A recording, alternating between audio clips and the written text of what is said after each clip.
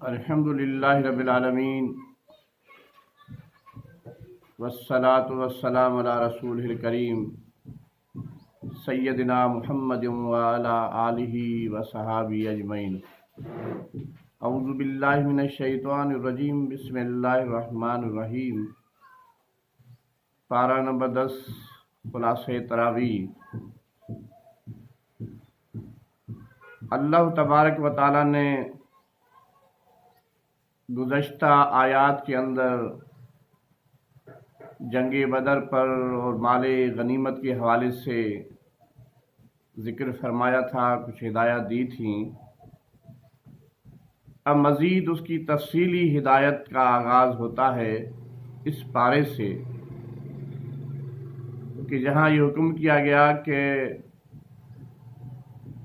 माले गनीमत किस तरह उसकी तकसीम का क्या होना चाहिए, तो तकसीम का कानून ये बयान किया गया कि 5वां हिस्सा अल्लाह के लिए, अल्लाह के रसूल सल्लल्लाहु अलैहि वसल्लम के लिए, रिश्तेदारों के लिए, यतीमों के लिए, मिस्कीनों के लिए, मुसाफिरों के लिए है।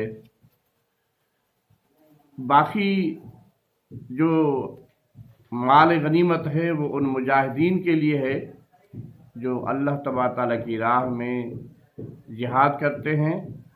और ये बात वाज़ेह कर दी गई कि जो हुज़ूर अकरम सल्लल्लाहु अलैहि वसल्लम की तक़सीम है उस पर ही मुसलमानों को राज़ी होना चाहिए, और उस तक़सीम में माल पर राज़ी न होना ये हकीकत में कमज़ोरी की निशानी है।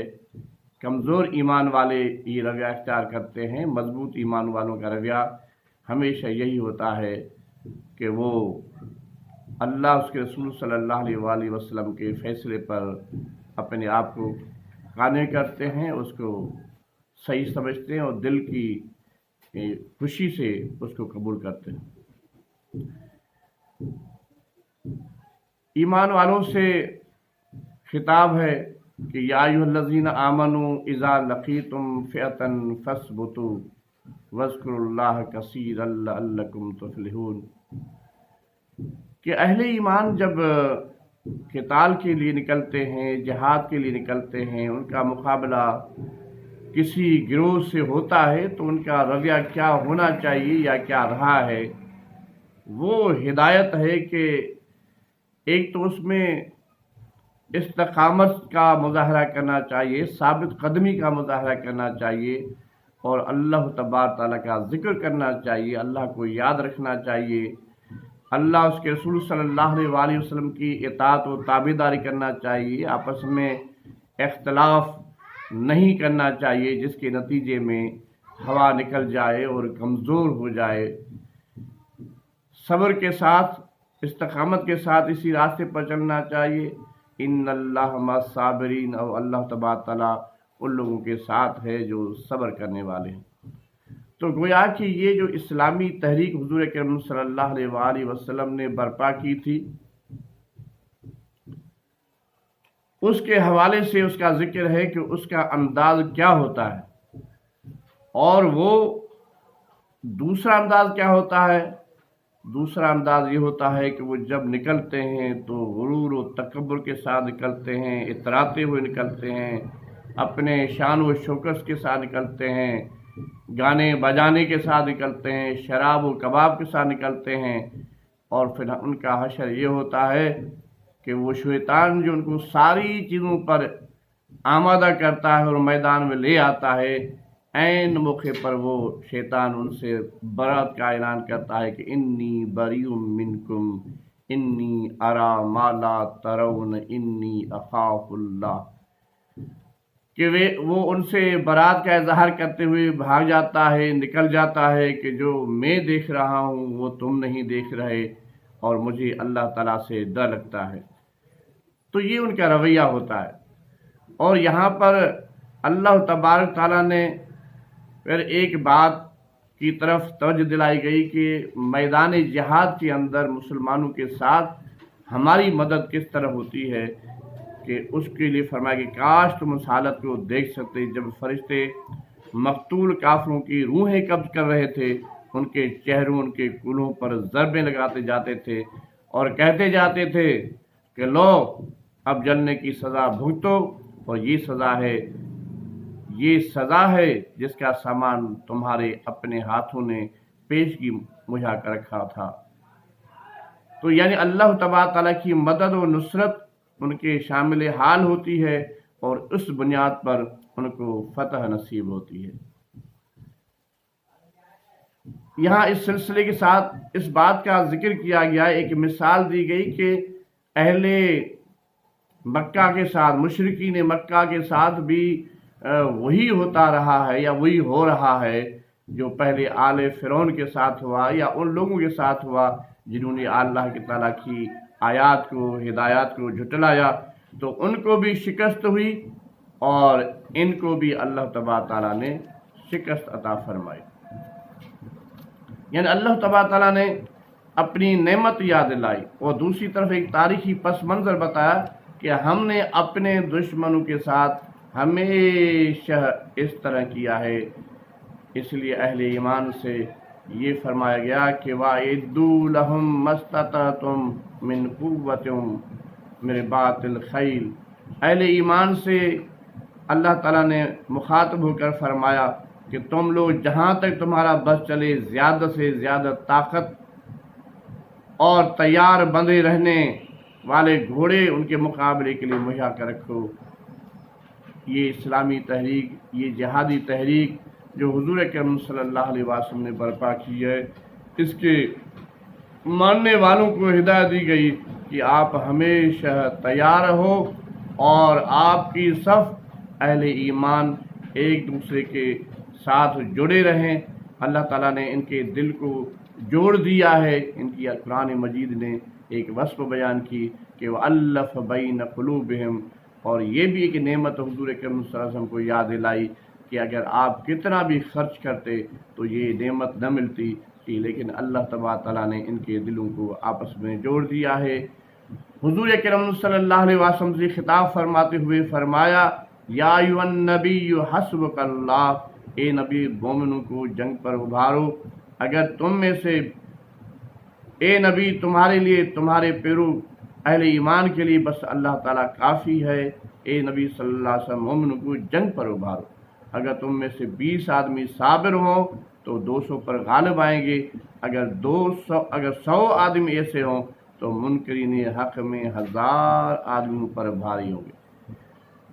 یعنی یہ اللہ تبارک تعالیٰ کے حق کی طاقت ہے کہ حق خود ایک طاقت ہے۔ جب اللہ کے بندے حق کو غالب کرنے کے لیے نکلتے ہیں تو اللہ تعالیٰ کی مدد، اس کی نصرت، اس کی تائید سے وہ بہت بڑی کثرت پر غالب آتے ہیں، اور اللہ کا حکم غالب آئے گا کیونکہ اللہ تعالیٰ کا حکم ہی غالب آنا ہے۔ اس کے بعد پھر اللہ تعالیٰ نے اس بات کا ذکر فرمایا کہ جو قید کیے گئے تھے اس کے لیے 2 تجاویز آئی تھیں، ایک حضرت عمر فاروق رضی اللہ تعالیٰ کی تجویز، ایک حضرت ابو بکر صدیق رضی اللہ تعالیٰ کی تجویز۔ سیدنا ابو بکر صدیق رضی اللہ تعالیٰ نے تجویز دی کہ ان سے فدیہ لیا جائے اور پھر ان کو آزاد کیا جائے۔ عمر فاروق رضی اللہ تعالیٰ نے انہیں قتل کرنے کی تجویز دی تھی، لیکن حضور اکرم صلی اللہ علیہ وسلم نے حضرت ابو بکر صدیق رضی اللہ تعالیٰ عنہ کی تجویز پر رحیمانہ انداز اور شفقت والے انداز سے عمل کیا تھا، لیکن اللہ تبارک تعالیٰ نے اس تجویز کو پسند نہیں فرمایا کہ اس تجویز پر عمل ہوتا جو سیدنا عمر فاروق رضی اللہ تعالیٰ عنہ کی تجویز ہے۔ اور یہ اسی لیے کہ جو کفار ہیں ان کی کمر توڑنا، ان کی طاقت کو ختم کرنا، ان کو زیر کرنا یہ ضروری تھا۔ اور اس ہدایت، اس نصیحت کے بعد فرمایا فَكُلُوا مِمَّا غَنِمْتُمْ حَلَالًا طَيِّبًا وَاتَّقُوا اللَّهَ إِنَّ اللَّهَ غَفُورٌ رَحِيمٌ۔ جو مال تمہیں دیا گیا ہے حلال ہے، پاک ہے، اللہ سے ڈرتے ہوئے یہ کھاؤ، یقیناً اللہ درگزر کرنے والا اور رحم فرمانے والا ہے۔ ہجرت کے حوالے سے ذکر ہوا کہ یہ جو ہجرت کرنے والے لوگ ہیں، مہاجر و انصار، یہ ایک دوسرے کے ساتھی ہیں، ایک دوسرے کے ولی ہیں، اور ان کے لیے اللہ تبارک تعالیٰ کے ہاں اجر ہے۔ اور وہ جو دوسرے گروہ ہیں وہ کفار، ایک دوسرے کے ولی ہیں، یہ ایک دوسرے کے ولی ہیں تو وہ ایک دوسرے کے ولی ہیں، وہ فساد پیدا کرنا چاہتے ہیں اور اہل ایمان اسلام کا نظام عدل نافذ کرنا چاہتے ہیں، اللہ کو راضی کرنا چاہتے ہیں۔ اور پھر بشارت دی گئی کہ والذین آمنوا وہاجروا وجاہدوا فی سبیل اللہ، ان کے لیے یہ بشارت دی گئی کہ ان کے ہاں اللہ کے ہاں بڑا اجر ہے۔ جو لوگ ایمان لائے، جنہوں نے اللہ کی راہ میں گھر بار چھوڑے، جدوجہد کی، جنہوں نے پناہ دی، مدد کی، وہی سچے مومن ہیں۔ ان کے لیے خطاؤں سے درگزر و بہترین رزق ہے۔ جو لوگ بعد میں ایمان لائے، ہجرت کر کے آئے اور تمہارے ساتھ مل کر جدوجہد کرنے لگے، وہ بھی تم ہی میں شامل ہیں، مگر اللہ کی کتاب میں خون کے رشتہ دار ایک دوسرے کے زیادہ حقدار ہیں۔ مگر اللہ کی کتاب میں خون کے رشتہ دار ایک دوسرے کے زیادہ حقدار ہیں، یقیناً اللہ ہر چیز جانتا ہے۔ یعنی اللہ تبارک تعالیٰ نے یہ ہدایت فرمائی کہ یہ واضح بتا دیا کہ جن لوگوں نے اللہ کی راہ میں ہجرتیں کی ہیں، قربانیاں دی ہیں، اللہ کے ہاں ان کے لیے بڑا اجر ہے، بڑا انعام ہے، اور ان کے لیے مغفرت ہیں اور رزق کریم ہے۔ اس کے بعد پھر سورہ توبہ کا آغاز ہو جاتا ہے۔ یہ مدنی سورت ہے۔ اس میں اللہ تبارک و تعالیٰ نے اللہ تبارک تعالیٰ نے اعلان برت ہے کہ اللہ اس کے رسول کی طرف سے ان مشرکین کو جن سے تم نے معاہدے کیے تھے، بس تم لوگ ملک میں 4 مہینے چل پھر لو، جان رکھو کہ تم اللہ کو عاجز کرنے والے نہیں۔ یہ اللہ منکرین حقیق کو رسوا کرنے والا ہے کہ معاہدوں کے بعد جو معاہدے توڑتے ہیں تو پھر اہل ایمان کے لیے بھی کھلم کھلا معاہدہ توڑنے کی بات کی گئی، اور ان کی جو معاہدہ شکنی ہے، چھپکے سے اور خیانت کا انداز ہے، قرآن مجید نے اس کی مذمت کی، اور بڑی اپنی طرف سے وہ اصول قاعدے ضابطے بناتے تھے۔ ان کو بتایا گیا کہ مہینے یہ جو حلال و حرام آپ خود ہی بناتے ہیں، مشرکین مکہ خود ہی طے کرتے ہیں کہ حلال مہینہ کون سا ہے، حرام مہینہ کون سا ہے، حالانکہ مہینے اللہ تبارک تعالیٰ نے بنائے۔ تو پس جب حرام مہینے گزر جائیں تو مشرکین کو قتل کرو، جہاں پاؤ انہیں پکڑو، گھیرو، اور ہر گھات میں ان کی خبر لینے کے لیے بیٹھو۔ پھر اگر وہ توبہ کر لیں، نماز قائم کریں، زکوٰۃ دیں تو انہیں چھوڑ دو۔ اللہ تعالیٰ درگزر کرنے والا، رحم فرمانے والا ہے۔ یعنی یہ بات بتا دی گئی کہ جتنی بھی غلطیاں، کوتاہیاں، معاہدہ شکنی انہوں نے کی ہیں، اسلام کے راستے میں روڑے اٹکائے ہیں، جو کچھ بھی کیا ہے، لیکن اس سے اگر باز آ جائیں، اگر توبہ کر لیں تو پھر اللہ تعالیٰ کے ہاں ان کے لیے مغفرت ہے، اللہ تعالیٰ کے ہاں ان کے لیے انعامات ہیں، اللہ تعالیٰ بہت ہی معاف کرنے والا ہے۔ اس کے بعد پھر اللہ تبارک تعالیٰ نے اس بات کا ذکر فرمایا کہ جو لوگ تم لوگوں نے یہ سمجھ رکھا ہے کہ یوں چھوڑ دیا جائے گا، حالانکہ ابھی اللہ نے تو یہ دیکھا ہی نہیں کہ تم میں سے کون لوگ ہیں جنہوں نے اللہ کی راہ میں جان فشانی کی، اللہ کے رسول مومنین کے سوا کسی کو جگری دوست نہ بنایا۔ جو کچھ تم کرتے ہو اللہ سے باخبر ہے۔ یعنی یہ زبانی دعوے و زبانی باتیں یہ کافی نہیں ہیں۔ قرآن مجید نے یہ کلیئر کر دیا کہ نہیں، آپ کا امتحان لیا جائے گا، اور امتحان اس انداز کا ہوگا کہ تمہیں مشکلات میں ڈال کر دیکھا جائے گا کہ واقعی تم اللہ کی راہ میں کتنی جان فشانی کرنے والے ہو۔ اور ایک بہت بڑی بات بتائی گئی کہ اللہ رسول صلی اللہ علیہ وسلم مومنین کے سوا کسی کو جگری دوست نہیں بنایا۔ جو کچھ تم کرتے ہو اللہ سے باخبر ہے۔ یعنی رازدان اور دلی طور پر جو دوستی ہونی چاہیے یا محبت ہونی چاہیے، وہ اللہ کے ساتھ ہو، اللہ کے رسول صلی اللہ علیہ وسلم کے ساتھ ہو، اہل ایمان کے ساتھ ہو۔ باقی جتنے بھی مشرکین چاہے وہ رشتہ دار ہی کیوں نہ ہوں، لیکن ان کو ہمراز بنانا یا یہ سمجھنا کہ وہ خیر خواہ ہیں، بلکہ ان کو جب موقع ملتا ہے تو وہ دشمنی میں اپنا کام کر جاتے ہیں، چاہے کچھ بھی ہو، اور کوئی رشتہ داری کا خیال نہیں رکھتے۔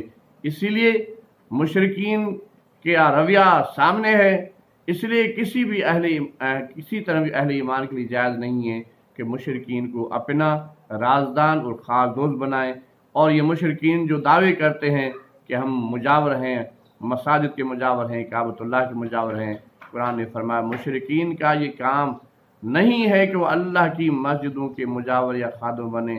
یعنی اللہ تبارک تعالیٰ نے اس بات کو بھی پسند نہیں کیا کہ مشرکین ان کی مساجد کی تعمیر کریں، ان کی نگہبانی و نگہداشت و نگرانی کریں، بلکہ فرمائے انما یأمر مساجد اللہ من آمن باللہ والیوم الآخر وقام الصلاۃ وآتى الزکاۃ ولم یخش الا اللہ فعسى اولئک یکونوا من المہتدین۔ جو لوگ مسجدوں کی آباد کار تو وہی لوگ ہو سکتے ہیں جو اللہ آخرت پر ایمان لائیں، نماز قائم کریں، زکوٰۃ دیں اور اللہ کے علاوہ کسی کا خوف اختیار نہ کریں۔ یہ لوگ ہیں جو سیدھی راہ پر چلنے والے، یہ سیدھے لوگ ہیں، یہ ہدایت پر لوگ ہیں۔ لیکن جو اللہ کے علاوہ کسی اور سے ڈرتے ہوں، اور کے سامنے جھکتے ہوں، وہ مساجد کی تعمیر کرنے کے، ان کی خدمت کے اہل نہیں ہیں۔ اور یہیں پھر یہ بات بھی بتا دی گئی کہ یہ جو ان کا دعویٰ ہے، ان کے اندر تکبر ہے کہ ہم بڑے ہی اللہ والے ہیں، کہ اللہ کے گھر کی تعمیر و ترقی اور انتظامات کرتے ہیں۔ فرمایا کہ نہیں، یہ برابر نہیں ہو سکتے، ان لوگوں کے برابر نہیں ہو سکتے۔ اجعلتم سقایۃ الحاج وعمارۃ المسجد الحرام کمن آمن باللہ والیوم الآخر وجاہد فی سبیل اللہ لا یستوون عند اللہ واللہ لا یہدی القوم الظالمین۔ یہ ان لوگوں کے برابر نہیں ہو سکتے جو ایمان لائے اللہ پر، آخرت پر، اور جہاد کا، جدوجہد کا، اللہ کے دین کو غالب کرنے کا راستہ اختیار کرتے ہیں، یہ ان کے برابر نہیں ہو سکتے۔ اور اللہ تعالیٰ ظالموں کو ہدایت نہیں کرتا۔ الذین آمنوا وہاجروا وجاہدوا فی سبیل اللہ باموالہم وانفسہم اعظم درجۃ عند اللہ اولئک هم الفائزون۔ ان کے لیے جو جہاد فی سبیل اللہ، اللہ کے راہ میں مال خرچ کرتے ہیں، انفاق کرتے ہیں، ان کے لیے فرمایا کہ یہ بڑے بڑے درجے ہیں، ان کے لیے بڑا گریٹ ہے، ان کے لیے بڑا اسٹیٹس ہے، یہ بڑے عظیم لوگ ہیں اللہ کے ہاں، ان کے لیے بڑی کامیابی ہے۔ اور پھر اس بات کو دہرا کہ اے لوگوں جو ایمان لائے ہو، اپنے باپوں بھائیوں کو بھی اپنا رفیق نہ بناؤ اگر وہ ایمان پر کفر کے ترجیح دیتے ہوں، یعنی چاہے کتنی قریبی رشتہ دار کیوں نہ ہو، لیکن اگر وہ ایمان کے مقابلے میں کفر کو ترجیح دیتے ہیں تو ان کے ساتھ دلی دوستی نہیں ہو سکتی۔ یہ ایمان کا تقاضا ہے۔ اللہ اور اس کے رسول صلی اللہ علیہ وسلم کی راہ میں جہاد سے عزیز تر ہیں، تو انتظار کرو یہاں تک کہ اللہ اپنا فیصلہ تمہارے سامنے لے آئے، اور اللہ فاسق لوگوں کی رہنمائی نہیں کرتا۔ اللہ تبارک تعالیٰ نے ایک بڑی اہم بات یہاں فرمائی ہے کہ ایک طرف اللہ ہے، اللہ کا رسول ہے اور جہاد کا راستہ ہے، اور دوسری طرف کیا ہے؟ آباؤکم وابناؤکم واخوانکم وازواجکم وعشیرتکم واموال اقترفتموها وتجارت تخشون کسادها ومساکن ترضونها۔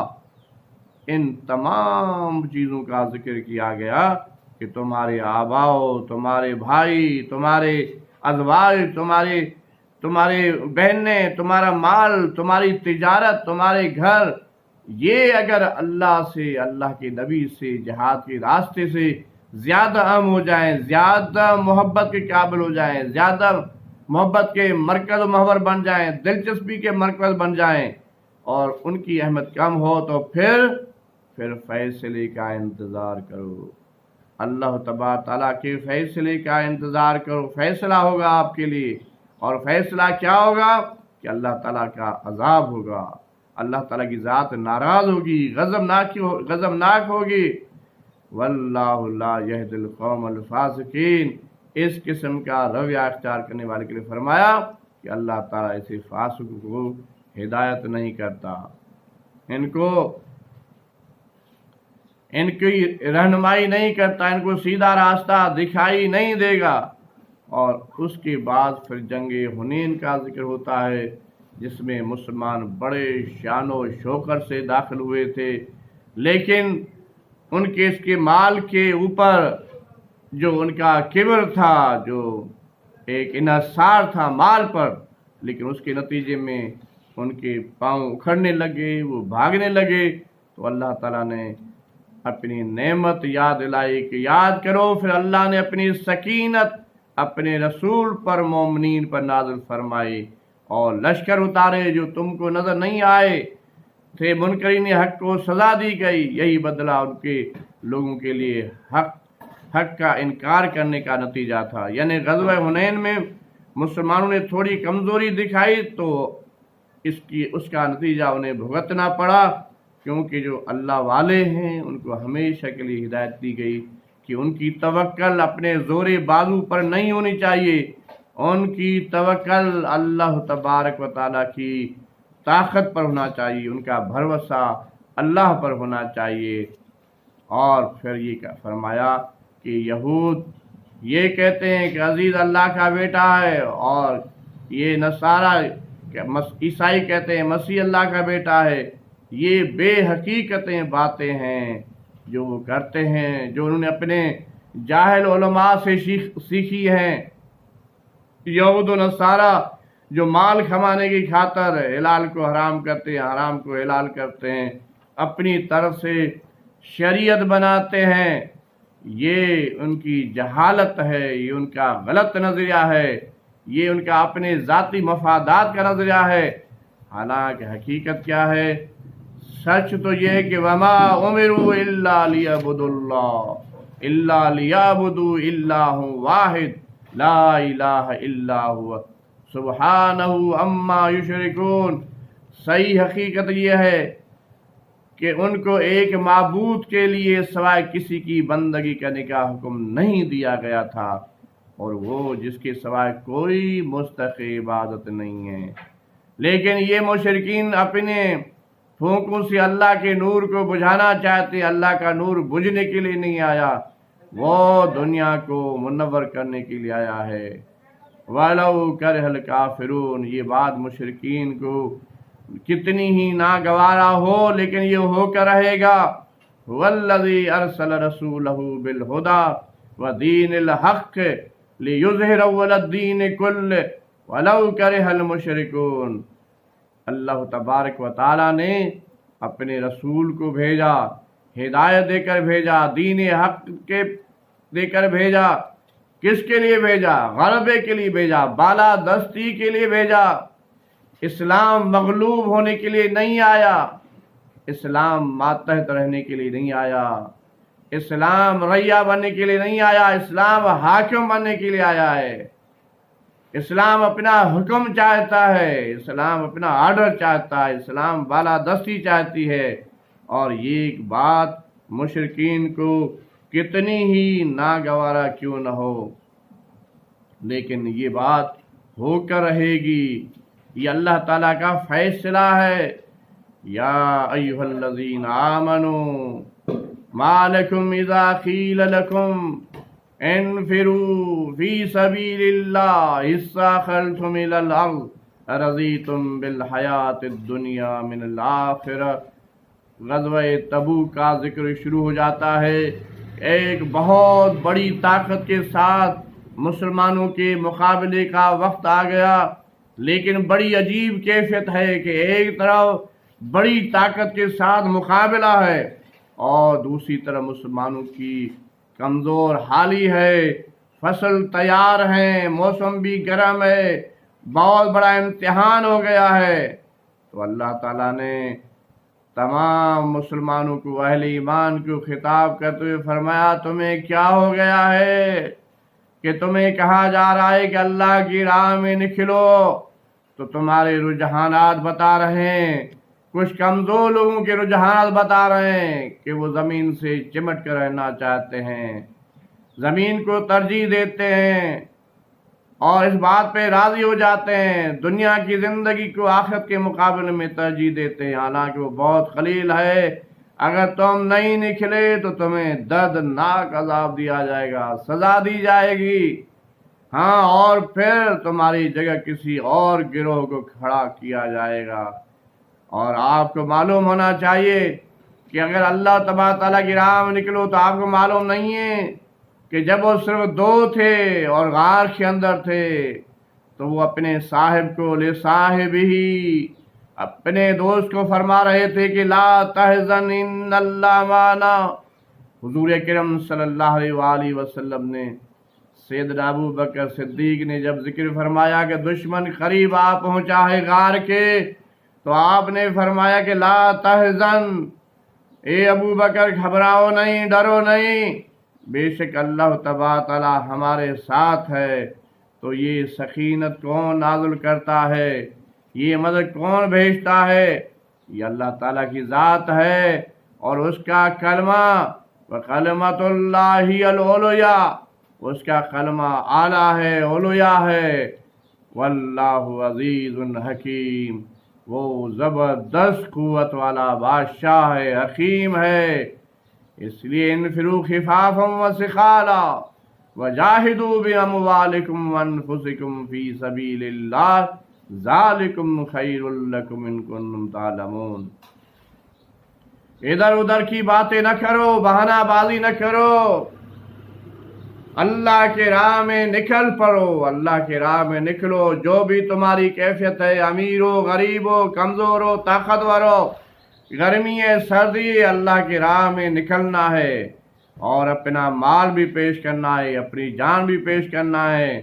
یہ تمہارے لیے بہتر ہے، اس میں تمہارا مستقبل ہے، اس میں تمہارے حال کی عزت ہے، یہی تمہارے لیے بہتر ہے۔ قرآن مجید نے اہل اسلام کو، اہل ایمان کو یہ بات کلیئر کر دی کہ کسی کمزوری کا دکھانا یہ تمہارے حق میں نہیں ہے، بلکہ اللہ تبارک تعالیٰ پر توکل کرتے ہوئے میدان میں نکلنا یہ تمہارے لیے بہتر ہے۔ لا یستأذنک الذین یؤمنون باللہ والیوم الآخر ان یجاہدوا باموالہم وانفسہم واللہ علیم بالمتقین۔ یہ جو معذرتیں کرنے والا کام ہے، فرمایا کہ اہل ایمان معذرت نہیں کرتے، اہل ایمان تو تیار رہتے ہیں، اہل ایمان تو اپنی ہر چیز قربان کرنا چاہتے ہیں۔ یہ معذرتیں تو وہ کرتے ہیں جن کے ہاں ایمان نہیں ہے۔ لا یؤمنون باللہ والیوم الآخر، یہ ایسے لوگ ہیں جن کے ہاں ایمان نہیں ہے، کمزور لوگ ہیں، یہ معذرتیں کرتے ہیں۔ لیکن جو اللہ تعالیٰ سے اور حضور اکرم صلی اللہ علیہ وسلم میں صحیح ایمان والا تعلق رکھتے ہیں، وہ کبھی معذرتوں پر گزارا نہیں کرتے۔ ہاں، اگر انہیں مجبوری ہوتی ہے، شرعی مجبوری ہوتی ہے، تو اس میں کوئی قباحت نہیں ہے، لیکن ان کی معذرت تب قبول ہوگی کہ ان کی واقعی اللہ سے محبت ہو، اللہ کے رسول سے محبت ہو، ایمان سچا ہو، پھر کوئی کمزوری ہے، سواری نہیں ہے۔ اور جنہوں نے معذرت کی، سواری نہ ہونے کی وجہ سے جب گھر واپس جا رہے تھے تو روتے ہوئے جا رہے تھے، خوش کچھ نہیں جا رہے تھے کہ جان چھوٹ گئی، ہماری بات قبول ہو گئی، ہماری معذرت قبول ہو گئی، ہم مشقت سے بچ گئے، پریشانیوں سے بچ گئے، تلوار چلانے سے بچ گئے، ہم اب کاروبار کریں گے۔ نہیں، وہ معذرت کرنے کے بعد، معذرت قبول ہونے کے بعد روتے ہوئے جا رہے تھے کہ ایک اہم کام، ایک اہم عبادت، ایک اہم فریضہ ہم اس کو ادا کرنے کے مستحق نہیں ٹھہرے۔ اور اہل ایمان کی توکل وَعَلَى اللَّهِ فَلْيَتَوَكَّلِ الْمُؤْمِنُونَ، اہل ایمان تو اللہ تبارک و تعالیٰ پر توکل کرتے ہیں۔ باقی جہاں تک یہ معاملہ ہے منافقین کا، تو اگر یہ اللہ کی راہ میں بحالت مجبوری خرچ بھی کرتے ہیں، نماز کے لیے بھی آتے ہیں، تو قرض مساتے ہوئے آتے ہیں، تو ان کی کوئی چیز جو اللہ کی راہ میں بعد ناخواستہ خرچ کرتے ہیں، کوئی اللہ کے یہاں قبول نہیں ہے۔ منافق حالات کی دباؤ کی وجہ سے نماز بھی پڑھتا ہے، کچھ خرچ بھی کرتا ہے، یہ حالات کا دباؤ ہوتا ہے، پریشر ہوتا ہے، لیکن اللہ کے ہاں اس کا کوئی اجر نہیں۔ اللہ تو دل کو دیکھتا ہے، دل کو۔ جو دل کے حضور سے، محبت سے، پیار سے، ایمان سے اللہ کی راہ میں خرچ ہو تو اللہ تعالیٰ اس کو پسند کرتا ہے۔ یہ منافقین کی دولت، یہ منافقین کی کثرت ازواج، یہ تمہیں دھوکے میں نہ ڈالے۔ اس کا مطلب یہ نہیں ہے کہ اللہ ان سے راضی ہے۔ اللہ تو یہ چاہتا ہے کہ انہی چیزوں کے ذریعے سے ان کو دنیا کی زندگی میں مبتلا عذاب کرے، جان بھی دیں تو انکار حق کی حالت میں دیں۔ یہ جو مال کی محبت میں، اولاد کی محبت میں غرق ہو گئے ہیں، ایک ہی فکر ہے صبح شام، اولاد کی اور مال بڑھانے کی فکر ہے۔ اللہ نے چاہا ہے کہ یہ اس میں ہی غرق ہو جائیں، اسی پہ جان دیں۔ یہ کھرے ایمان والے نہیں، یہ جھوٹے ہیں، ایمان ان کے دلوں کے اندر داخل نہیں ہوا۔ قسمیں کھا کھا کر بھی کہتے ہیں کہ ہم تمہیں سے ہیں۔ یہ منافقین کے چھپنے کا انداز ہوتا ہے کہ ان کا تعلق دلی کسی اور کے ساتھ ہوتا ہے، لیکن اسلام کا رعب، اسلام کی بالادستی، اس کا ماحول دے کر قسمیں کھا کھا کر کہتے ہیں ہم تمہارے ساتھ ہیں۔ اور اگر کوئی چیز ان کو کم دی جائے تو اس پہ بگڑ جاتے ہیں کہ ہمارا تو اتنا حصہ تھا، ہمارا تو اتنا حصہ تھا، ہمارا تو اتنا حصہ تھا۔ صبر نہیں کرتے۔ کیا اچھا ہوتا کہ اللہ اس کے رسول صلی اللہ علیہ وسلم نے جو کچھ بھی انہیں دیا تھا اس پر راضی رہتے اور کہتے اللہ ہمارے لیے کافی ہے، حسبنا اللہ، ہمارے لیے اللہ کافی ہے۔ اہل ایمان یہ کہتے ہیں جو ملا اس پر صبر کرتے ہیں اور کہتے ہیں اللہ ہمارے لیے کافی ہے۔ من فضلہ ورسولہ انا الی اللہ راغبون، اور وہ بہت کچھ دے گا، اس کا رسول بھی ہمیں عنایت فرمائے گا، ہم اللہ کی طرف نظر جمائے ہوئے ہیں۔ انما الصدقات للفقراء والمساکین والعاملین علیہا سبیل اللہ وابن السبیل فریضۃ من اللہ واللہ علیم حکیم۔ اللہ تبارک و تعالیٰ نے یہاں صدقے کے حوالے سے بتایا ہے کہ صدقہ کہاں کہاں خرچ ہوگا۔ فقیروں پر خرچ ہوگا، مسکینوں پر خرچ ہوگا، ان لوگوں پر جو اس ڈپارٹمنٹ میں کام کرتے ہیں، عملہ ہے، اور تالیف قلب کے لیے خرچ ہوگا، گردنوں کو غلامی سے چھڑانے پہ خرچ ہوگا، قرض داروں پہ خرچ ہوگا، راہ خدا میں جہاد کرنے والوں پر خرچ ہوگا، مسافروں پر خرچ ہوگا۔ ایک فریضہ ہے اللہ کی طرف سے۔ اللہ سب کچھ جاننے والا، دانا و بینا ہے۔ یا اللہ تعالیٰ نے گن گن کر یہ بات بتا دی کہ یہ صدقہ کس پہ خرچ ہونا چاہیے۔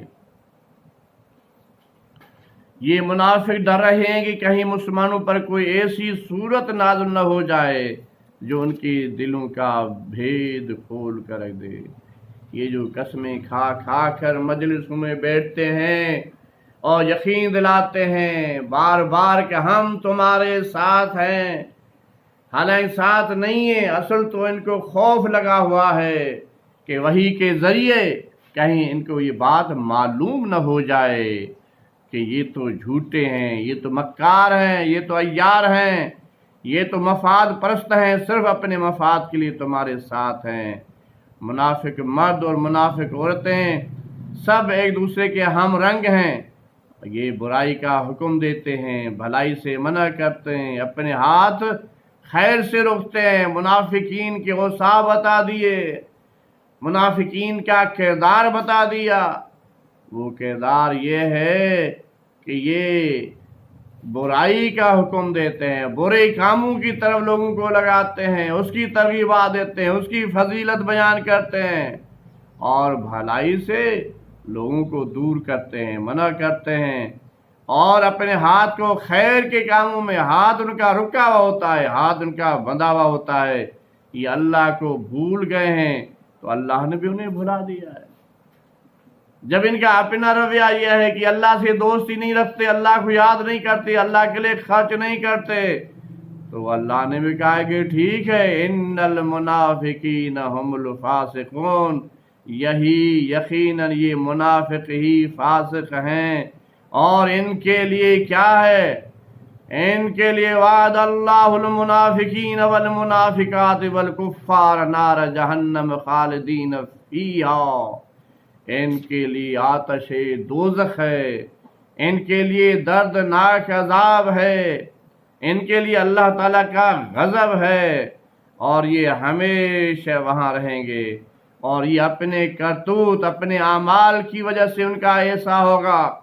اور اہل ایمان والمؤمنون والمؤمنات بعضهم اولیاء بعض یامرون بالمعروف وینہون عن المنکر ویقیمون الصلاة ویؤتون الزکاة ویطیعون اللہ ورسولہ اولئک سیرحمهم اللہ ان اللہ عزیز حکیم۔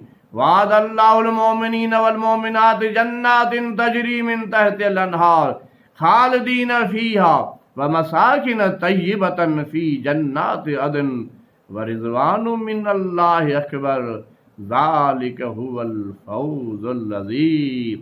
ہاں، اہل ایمان تو ایک دوسرے کے دوست ہیں، وہ ایک دوسرے کی بھلائی چاہتے ہیں، خیر خواہی کرتے ہیں اہل ایمان ایک دوسرے کی۔ اور ان کا مشن کیا ہے، ان کا پروگرام کیا ہے، ان کا نصب العین کیا ہے، ان کا ٹارگیٹ کیا ہے، ان کی زندگی کی دلچسپی کیا ہے؟ دلچسپی یہ ہے کہ یہ معروف کا حکم دیتے ہیں، منکرات سے روکتے، اللہ کی نافرمانی سے روکتے ہیں۔ یہ اہل ایمان کا کردار ہے، یہ امت مسلمہ کی ڈیوٹی ہے، یہ حضور اکرم صلی اللہ علیہ وسلم پر کلمہ پڑھنے والوں کی ڈیوٹی ہے کہ معروف کے، اچھے کام کے، بھلائی کے یہ علمبردار ہیں۔ اور یہ نیوٹرل نہیں ہوا کرتے کہ میرا کیا ہے، میرا کچھ نہیں ہے، میں نیوٹرل ہوں۔ نیوٹرل نہیں، مسلمان نیوٹرل نہیں ہوتا، حضور اکرم صلی اللہ علیہ وسلم کا امتی نیوٹرل نہیں ہوتا۔ وہ گھر میں بھی حضور صلی اللہ علیہ وسلم کا امتی ہے، بازار میں بھی امتی ہے، مسجد میں بھی امتی ہے، عدالت و سیاست میں بھی امتی ہے، صدارت اور وزارت میں بھی حضور اکرم صلی اللہ علیہ وسلم کا امتی ہے۔ ایک طرفہ ہے، یک طرفہ ہے۔ یہ نیوٹرلٹی کا نظریہ منافقین کا نظریہ ہے۔ منافقت کا دوسرا نام نیوٹرلزم ہے۔ مومن نیوٹرل نہیں ہوتا، مومن ون سائیڈڈ ہوتا ہے۔ وہ اسلام کی سائیڈ ہے، اللہ کی سائیڈ ہے، اللہ کے نبی کی سائیڈ ہے، قرآن کی سائیڈ ہے۔ اور فرمایا کہ وہ نماز قائم کرتے ہیں، زکوٰۃ دیتے ہیں، اللہ رسول کی اطاعت کرتے ہیں، ان کے لیے بڑے انعام ہیں اللہ کی طرف، جو عزیز ہے، جو حکیم ہے، پاکیزہ گھر ہیں، باغات ہیں، رضوان ہے۔ اور یہ بہت بڑی کامیابی ہے جو اہل ایمان کے لیے۔ اے نبی اکرم صلی اللہ علیہ وآلہ وسلم، کفار و منافقین دونوں کا پوری قوت سے مقابلہ کرو اور ان کے ساتھ سختی سے پیش آؤ۔ اب وقت آ گیا ہے، اسلام کی بالادستی ہو گئی ہے، اسلام کی طاقت آ گئی ہے، اب ان سے رعایت نہیں کرو۔ انہوں نے بہت برا کردار ادا کیا ہے اسلام کے مقابلے میں، اب ان سے کوئی رعایت نہیں ہوگی، ان کا قتال ہوگا، ان کی قلع قمع کی جائے گی۔ یہ مذاق اڑاتے رہے، مذاق، اسلام کا مذاق اڑاتے رہے، اہل ایمان کا مذاق اڑاتے رہے، اللہ ان مذاق اڑانے والوں کا مذاق اڑاتا ہے، اور ان کے لیے دردناک سزا ہے، ان کے لیے سزا ہی سزا ہے۔ اے نبی اکرم صلی اللہ علیہ وآلہ وسلم، کہیں محبت میں، کہیں پیار میں، کہیں رحمت میں 70 مرتبہ بھی اگر ان کے لیے دعائے مغفرت کرو تو قبول نہیں ہوگی۔ منافقین کے لیے سید الانبیاء کو منع فرمایا کہ اس کی نماز جنازہ نہ پڑھو، कितनी भी दुआएं करो इनके हक में कबूल नहीं होगी। और मुनाफिकीन का किरदार भी बताया गया कि वो बुराई के लिए लोगों को आमादा करते हैं, अच्छाई से रोकते हैं, कंजूस होते हैं, हाथ बांध कर रखते हैं। तो इन मुनाफिकीन के लिए रहमतुल आलमीन की रहमत का दरवाज़ा बंद कर दिया गया कि इनके लिए दुआ न करें। अब्दुल्ला बिन उबई का नमाज जनाजा न पढ़ाएं, कोई फर्क नहीं होगा। तो नबियों का सरदार भी किसी मुनाफिक को अल्लाह के अजाब से नहीं छुड़ा सकता। अल्लाह के नबी को भी मना कर दिया कि तुम्हारी रहमत मोमिनीन के लिए होनी चाहिए। ये मुनाफिकीन धोखेबाज टोला है जो इधर भी और उधर भी चलता रहता है। इनके लिए कोई मोहब्बत नहीं होनी चाहिए। तुम्हारी मोहब्बत और रहमत अल्लाह के बंदों के लिए, अहले ईमान के लिए होनी चाहिए। और आखिर में फरमाया, आखिर में ये बात बता दी गई कि अल्लाह ताला दरगुजर करने वाला, रहम फरमाने वाला है। हाँ, जब भी जिस ज़माने में भी जो लोग तौबा करके वापस आ जाएं तो फिर अल्लाह तबारक व ताला उनकी मग़फ़िरत करता है, उनके लिए रहमत होता है। लेकिन जो लोग जिहाद के रास्ते से हीला बहाने बनाकर भागने की कोशिश करते हैं, ये मुनाफिकीन का रवैया है। मुजाहिदीन का रवैया तो ये है, अहले ईमान का रवैया तो ये है कि किसी वजह से वो वापस भी जाएं तो भी वो रोते हुए जाते हैं, परेशान होते जाते हैं कि हम इस सवाब के काम में शरीक नहीं हो सके, अजीम काम में शरीक नहीं हो सके, और उन्हें घर बैठने वालों में शामिल होना पसंद किया। अल्लाह ने उनके दिलों पर ठप्पा लगा दिया, इसलिए अब ये कुछ नहीं जानते। यानी जो लोग अपने डर की वजह से, घर की मोहब्बत की वजह से घर में बैठे रहे, तो उनके लिए अल्लाह की तरफ से वईद अजाब है कि अब इन पर ठप्पा लग गया है, अब ये भलाई को देख नहीं पाएंगे, ये अल्लाह की हिदायत नहीं हासिल करेंगे। इसलिए अल्लाह ताला की हिदायत को हासिल करने के लिए ज़रूरी है कि अल्लाह से मोहब्बत का, अल्लाह के सामने झुकने का और मुसलमानों से के साथ चलने का, और इखलास और मोहब्बत के साथ जो चलता है तो अल्लाह ताला की रहमत के दरवाज़े उसी के लिए खुलते हैं और अल्लाह के इनामात उसी के लिए हैं। अल्लाह ताला से दुआ है कि मुनाफिकीन के टोले से हमें बचाए, हमें उन लोगों में शामिल फरमाए जो अहले ईमान, जिनके लिए अल्लाह तबारक ताला के यहाँ जन्नतों की बशारत है। वाखिर दवाना अल्हम्दुलिल्लाह।